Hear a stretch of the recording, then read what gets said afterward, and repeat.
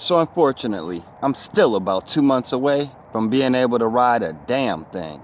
Nevertheless, in the spring, it's on and popping. And most people who've been hanging with me for the last 4 years know I have a huge wiring job where I'm going to put a BMS through testing. So to help out with that, I got a new little product that I want to take a look at today on Kachi's Kid.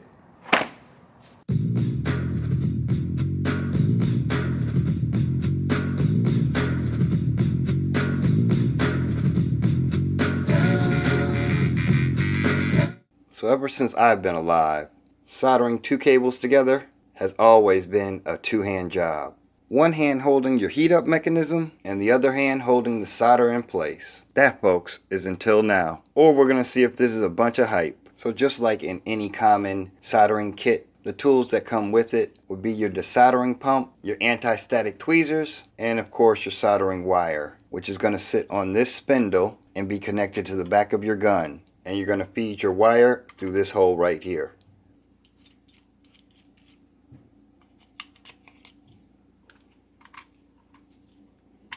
Now once it's in the gun, there's another lead hole that the wire will travel through and go through that hole also.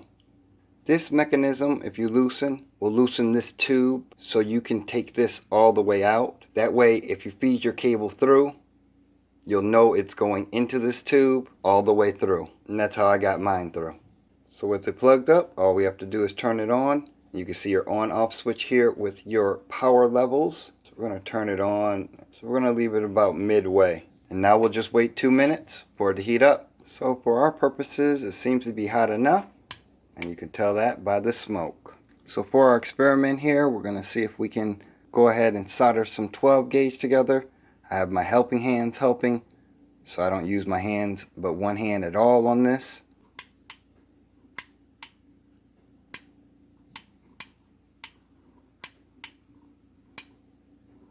Now if you go slowly, it seems to apply the solder in a fairly even manner. Of course, not the cleanest soldering job, but it works for me. So with that being said, you know I'm going to have to give this a Kachi Kids thumbs up. I think this thing's going to be pretty valuable once I learn how to do all the proper adjustments and everything for it. But I can even see the conveniency of being able to do soldering jobs while laying on your back, which I don't know if anybody's tried, but is extremely hard. I want to thank everybody for joining me, and you know I'll see y'all in the next one. Peace, y'all.